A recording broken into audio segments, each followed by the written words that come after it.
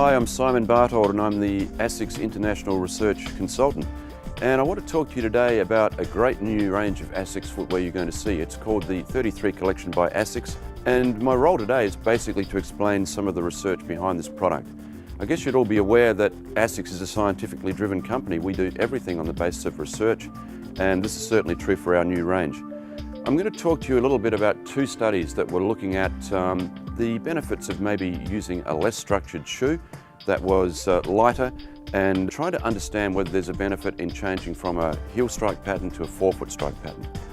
The two studies are fascinating because one is a study that only looks at a computer model and the other one involves real live people.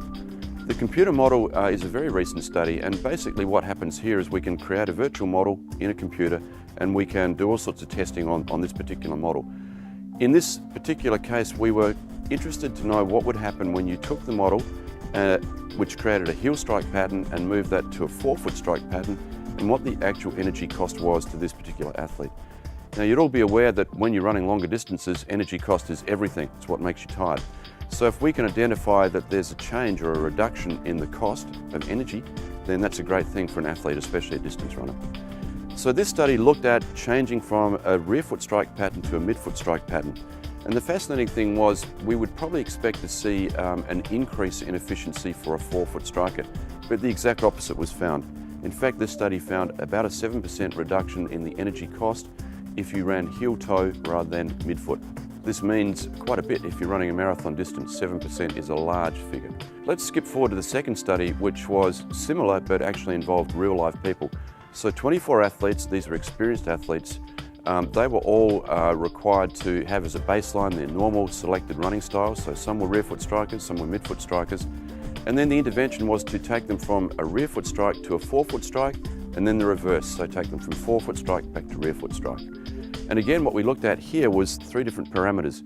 We looked at the kinematics, which is simply a description of how the foot and lower limb move, so joint angles of motion, that type of thing. We looked at the kinetics, which is the loading patterns that are applied to the foot, so ground reaction forces, pressure, accelerations. And then finally we looked at electromyography, or EMG, which is a measurement of the electrical signal in muscle, which tells us whether the muscle is becoming more active or less active, a very, very important thing in research.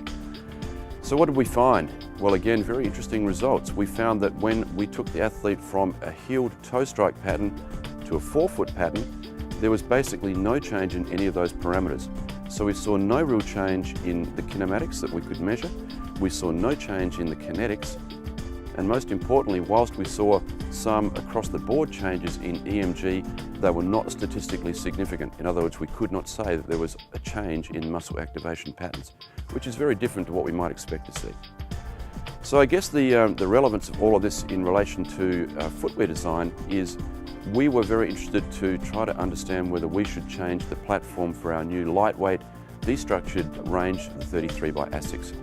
On the basis of what we're able to establish in the scientific literature and the research we do ourselves, we're going to stick with what we've known works well for a long time. And that is, we're going to stick with our 10mm platform in a shoe that's way lighter and a lot more flexible and offering a fantastic ride with comfort and lightweight for the athlete. That's the new 33 by ASICS. I hope you love it. It's going to be on the shelves very soon, and we think it's a fantastic product.